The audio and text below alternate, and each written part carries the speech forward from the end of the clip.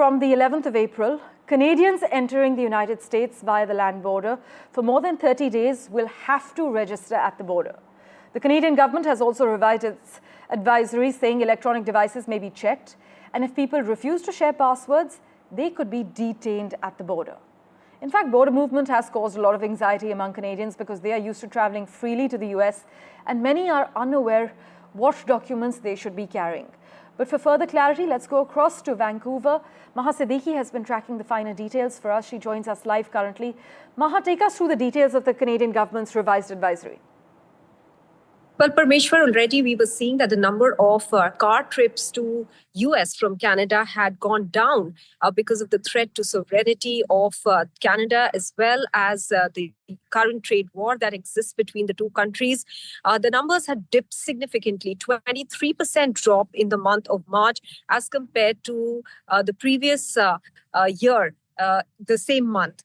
So the Canadians were already being cautious about going to the US. And now with this added documentation that they have to do to enter the US, especially if they are going to the US for over 30 days, is causing quite a bit of anxiety among the Canadians. First of all, they need to register only for a visit if they are going via the land border. Okay. And if they do not register and if they do not carry the electronic receipt that they get of that registration on them when they are demanded to show that, then they could be fined up to $5,000 and or 30 days in detention. So that's something that is causing a lot of concern. People want to know what are the documents that they should be carrying.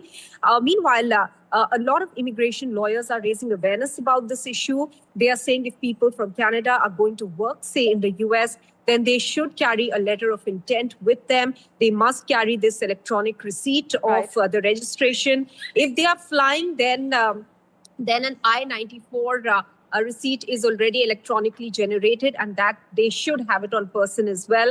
The Canadian government is also making them aware that their devices could be checked, they could be checked, their bags could be checked. They are not used to all of this scrutiny. It did exist in principle, but it was never practically applied to the Canadians. So they need to be careful about that.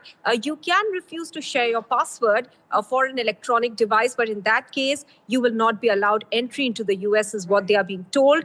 And many immigration lawyers are raising awareness about what rights they have in case they do not want to share all the details on their electronic devices as well.